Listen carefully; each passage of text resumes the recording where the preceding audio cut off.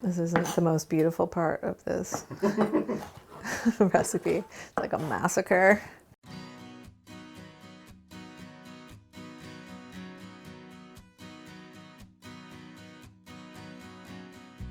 Welcome to Earth Eats.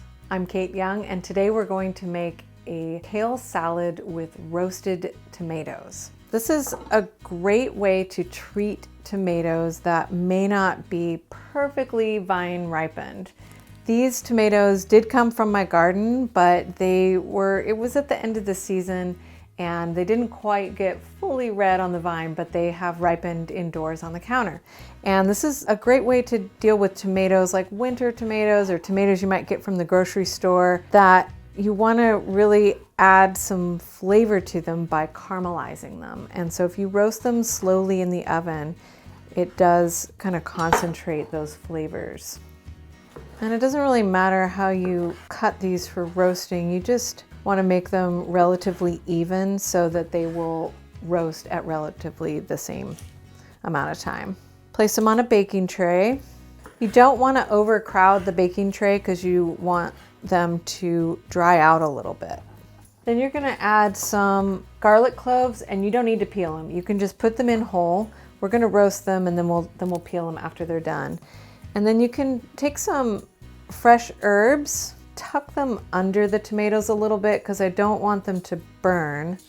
I also really want that flavor to transfer to the tomatoes. So this is thyme from the garden. The thyme, like a lot of herbs, it'll just kind of keep going all winter. I've pushed snow off the thyme before and it's still green underneath, so you can cook with it all winter long. I might go grab a sprig of rosemary from one that I have in a pot. Rosemary will not survive the winter. Rosemary needs to be brought indoors. I have trouble keeping it alive indoors as well, but we're giving it another try this year. A few grinds of pepper on there, a little bit of salt, and then a drizzle of olive oil.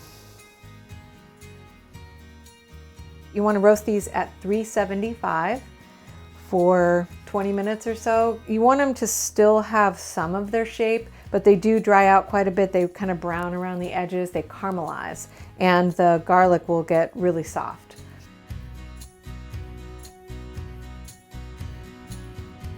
So once your tomatoes are fully roasted, and you want to let them cool for a little bit so you can peel the garlic, and that garlic is just really nice and soft roasted garlic.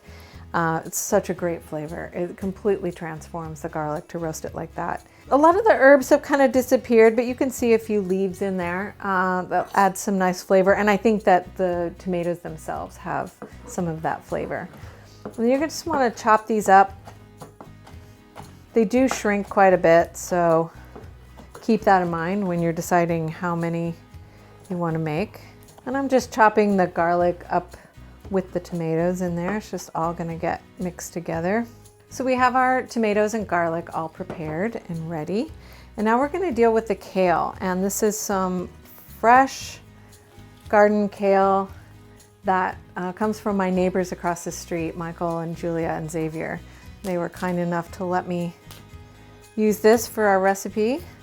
So we just want to remove it from the stem. You can use any kind of kale in this recipe. You can use curly kale, or dinosaur kale is really nice in this. And once you got it off the stem, I take a stack of leaves, sort of roll it up and slice it into ribbons like a chiffonade.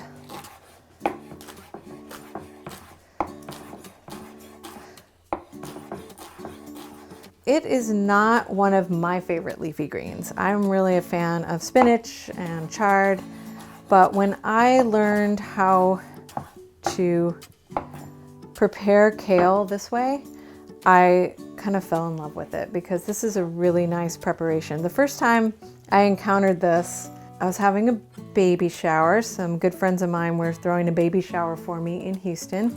It was a potluck. My friend Melanie showed up with this gorgeous kale salad that she'd made, and it had pomegranate seeds in it, and it was gorgeous, just these jewels glistening in this bed of green kale. And I just really, really love this salad. It tasted so good. It's so fresh. So we're not really going to be cooking the kale, but we're also not going to leave it completely raw either. So I'll show you what I mean. Once you get your kale chopped and ready, you're going to put it into a nice big bowl, and you're going to sprinkle some nice coarse salt all over it, and just be generous with it. And then we're going to put a little bit of olive oil on there as well. And then we're just going to take and massage the salt and the oil into the kale leaf. And this is what I mean by not just leaving it. Some people call this salt cooked, and that's how I sort of see it. You are transforming the kale leaf, definitely, but not through cooking, through salting and through this agitation. And it really does change it. It kind of breaks down the cell walls, perhaps, of the plant and makes it more tender. It also brings out a sweetness that I really like. So then we're just going to let that sit for a little bit. Let the salt break that down a little bit. I've also got some toasted pine nuts here, and I just toasted these in the toaster oven. I just baked them for like 5 minutes or less, keeping an eye on them. I've got a lemon here. I think the lemon really brightens up the flavor of this salad. So I just squeeze a little lemon juice in there. You could also probably put some zest in. Roasted tomatoes and garlic in there. Give that a toss. Add some toasted pine nuts. The final ingredient for this kale salad is some shaved Parmesan cheese. You could also use grated, but I really like the shaved with this. Just add a richness, a little bit of fat. Completes this salad. I've made it with other fruits. I've made it with grapefruit segments. So there's just a lot of directions you can go with this basic method of salt cooking your kale. I really love this combination with the caramelized tomatoes and the garlic and the pine nuts with that warm nutty flavor, and then the Parmesan cheese.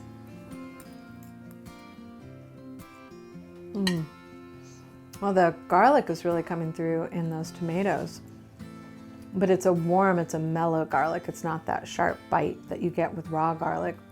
Tomatoes have such a tang, and the texture of this kale is so nice.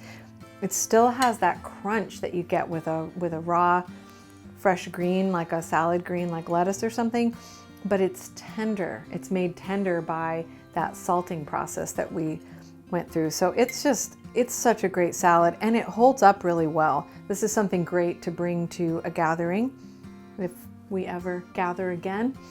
So thank you for joining me today. Follow us on Instagram, Facebook, and Twitter at Earth Eats. Subscribe to our podcast at your favorite podcast app. We'll have more info down in the description. Thank you, and we'll see you next time.